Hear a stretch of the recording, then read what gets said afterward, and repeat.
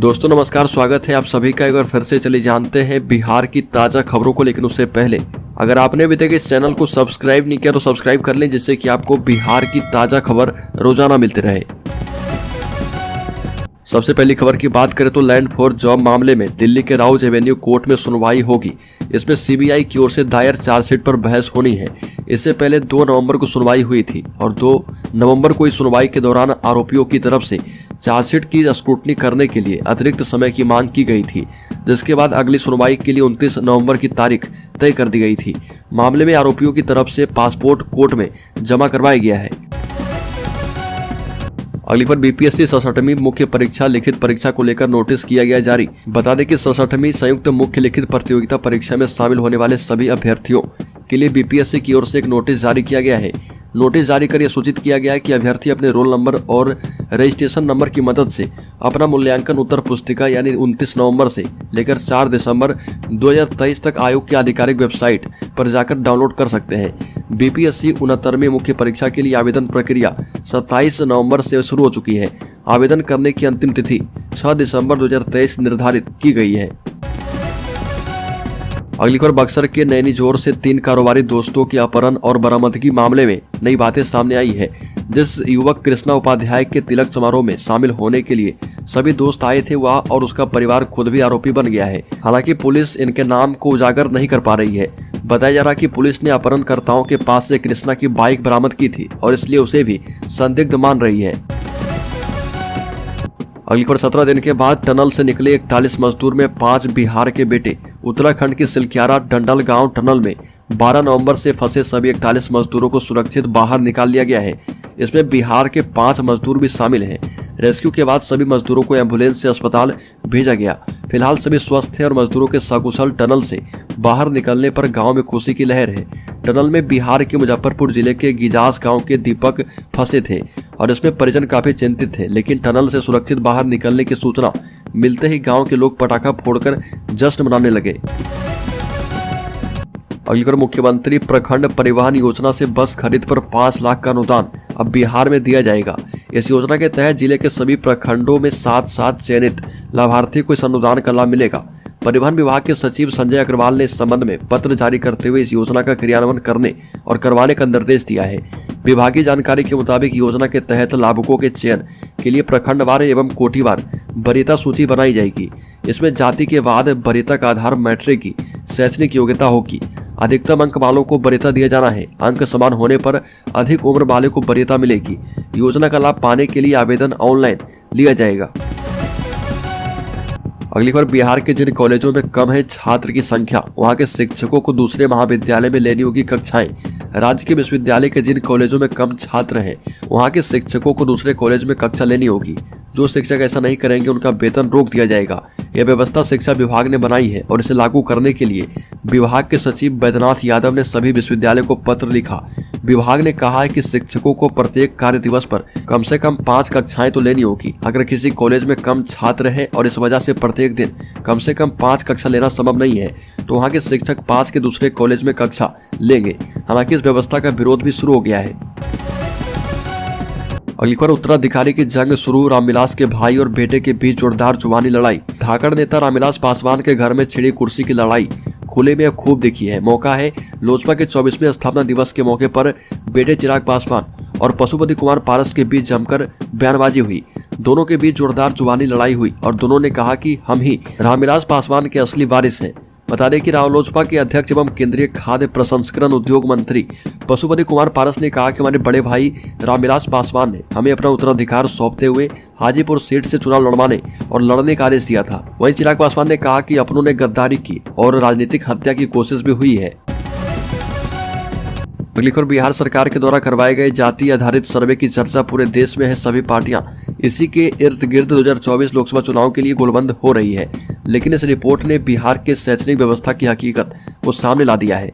Report के मुताबिक बिहार की कुल आबादी 13 करोड़ में मात्र 6% यानी 80 लाख लोग ग्रेजुएट हैं। इनमें नौकरी करने योग्य स्नातकों की संख्या और भी कम होगी, जबकि हर साल बिहार बोर्ड से इंटर की परीक्षा में लगभग 11 लाख छात्र छात्राएं उत्तीर्ण होते हैं। भारत सरकार के शिक्षा मंत्रालय के द्वारा 18 मार्च 2023 को जारी बिहार की साक्षरता दर 61% बताई गई। जाति आधारित गणना के बाद सरकार ने नौकरियों में आरक्षण 75% कर दिया है। हालांकि कॉलेज और उनमें सीटों की कमी के कारण लोग ग्रेजुएट नहीं हो पा रहे, क्योंकि अधिकारिक संवर्ग की नौकरियों के लिए ग्रेजुएट होना जरूरी है और छात्र छात्राओं एवं अभिभावकों की बड़ी परेशानी यह है, जब ऑनर्स के लिए 45% अंक जरूरी है तब भी एडमिशन क्यों नहीं हो रहा। अलीगढ़ राज्य में सेवा समायोजन की मांग को लेकर डेटा एंट्री ऑपरेटर ने किया प्रदर्शन। धरने पर बैठे डेटा एंट्री ऑपरेटर के समर्थन में पहुंचे विधायक डॉक्टर मिथिलेश कुमार ने इनकी मांगों को वैध बताते हुए सरकार के समक्ष बात रखने की बात कही और कहा कि हर सरकारी विभाग में डेटा एंट्री ऑपरेटर की अहम भूमिका होती है। आज के कंप्यूटर युग में जहां पेपरलेस कार्य करने की बात कही जा रही है, वहीं कंप्यूटर पर कार्य करने वाले डेटा एंट्री ऑपरेटर के साथ सरकार सौतेला व्यवहार कर रही है। अलीगढ़ बिहार के स्कूली छात्रों और शिक्षकों के लिए बड़ी खबर, शिक्षा विभाग ने जारी कर दिया मॉडल टाइम टेबल।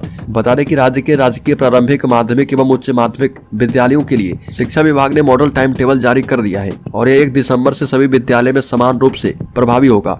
माध्यमिक निरीक्षक कन्हैया प्रसाद ने बताया कि शिक्षा विभाग के द्वारा लगभग 40,000 विद्यालयों का निरीक्षण प्रतिदिन किया जा रहा और बताया कि निरीक्षण के दौरान प्रारंभिक एवं माध्यमिक विद्यालय के खुलने एवं बंद होने के समय में भिन्नता है, प्रत्येक कक्षा की अवधि में भी अंतर है और दोपहर भोजन की घंटी में भी एकरूपता नहीं है। इसके आधार पर सभी प्रारंभिक माध्यमिक एवं उच्च माध्यमिक विद्यालय में एक मॉडल टाइम टेबल प्रभावी किया जाएगा। अलीगढ़ बिहार में छुट्टी पर विवाद, अब लोकसभा चुनाव के लिए बढ़ा दी गई है गर्मी की छुट्टियां। बिहार में इन दिनों स्कूलों की छुट्टियों को लेकर विवाद बढ़ गया है। शिक्षा विभाग ने 2024 के लिए अवकाश तालिका जारी करने पर कई तरह के विवाद हुए हैं। इसके बाद शिक्षा विभाग ने सफाई देते हुए कहा कि बिहार के स्कूलों में छुट्टियों के लिए शिक्षा विभाग द्वारा जारी तालिका पर कई तरह के गलत और भ्रामक प्रचार किए जा रहे। शिक्षा विभाग ने महापुरुषों की जयंती को लेकर विवाद पर सफाई दी है। शिक्षा विभाग द्वारा जारी अवकाश तालिका में गांधी जयंती की छुट्टी नहीं दी गई है, जबकि अम्बेडकर जयंती, रविदास जयंती, गुरु गोविंद सिंह जयंती, कबीर जयंती, हजरत साहब जन्म दिवस पर छुट्टी घोषित कर दी गई है। इसके पीछे शिक्षा विभाग का तर्क है कि गांधी जयंती स्कूलों में ही पिछले कई वर्षों से मनाई जाती रही है और इसीलिए गांधी जयंती पर छुट्टी नहीं दी गई है।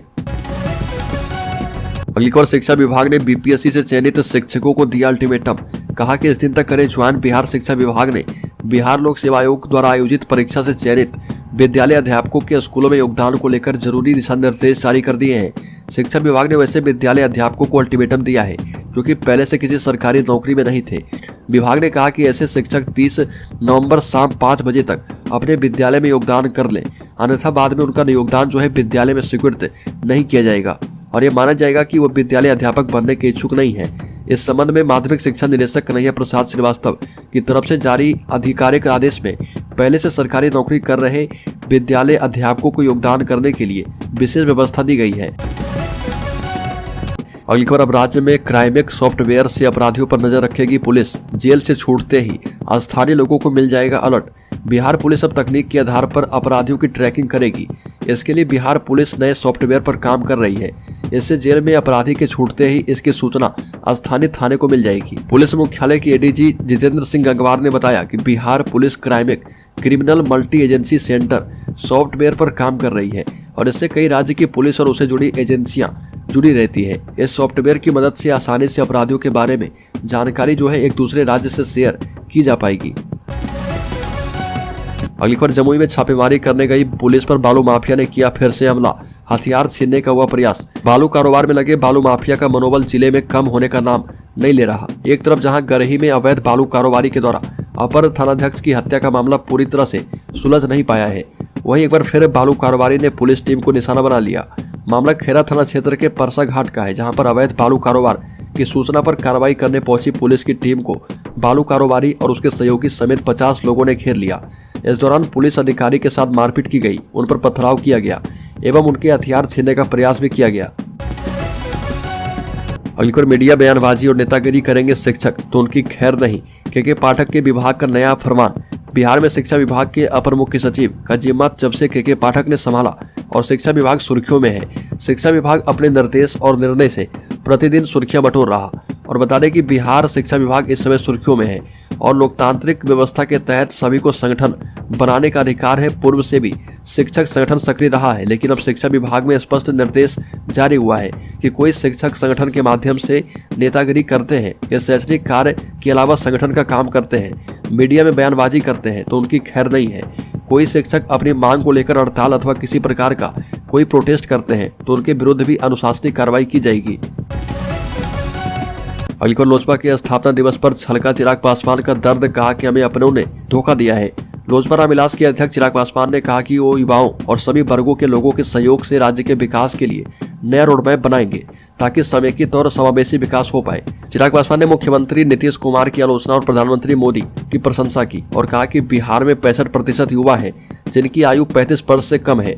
हमें अपनी ताकत को पहचानना होगा और मुख्यमंत्री दलित, महादलित, अगड़ा पिछड़ा और अमीर गरीब के नाम पर हमें बांट रहे। जनता ने उन्हें विकास करने के लिए चुना था और बिहार में गरीब और भी गरीब होता जा रहा। अगली खबर बिहार में गेस्ट टीचरों की नौकरी खत्म, चेयरमैन के पाठक ने हटाने का निर्देश जारी किया। रिपोर्ट के मुताबिक बिहार में गेस्ट टीचरों को हटाने का फैसला किया गया। बिहार के प्राथमिक से माध्यमिक गेस्ट टीचर को स्कूल में पढ़ाने पर रोक लगा दी गई है।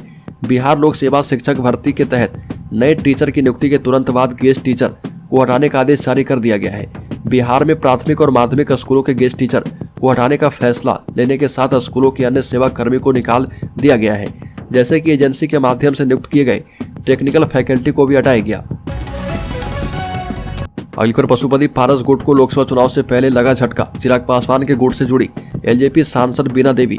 बिहार में लोकसभा चुनाव से पहले रालोसपा प्रमुख और केंद्रीय मंत्री पशुपति कुमार पारस को बड़ा झटका लगा। वैशाली की सांसद बीना देवी लोजपा रामविलास के अध्यक्ष चिराग पासवान के साथ हो गई है। सांसद बीना देवी ने कहा कि पार्टी में कोई विभाजन नहीं है, यह पारिवारिक विवाद की तरह है, सुलझ जाएगा।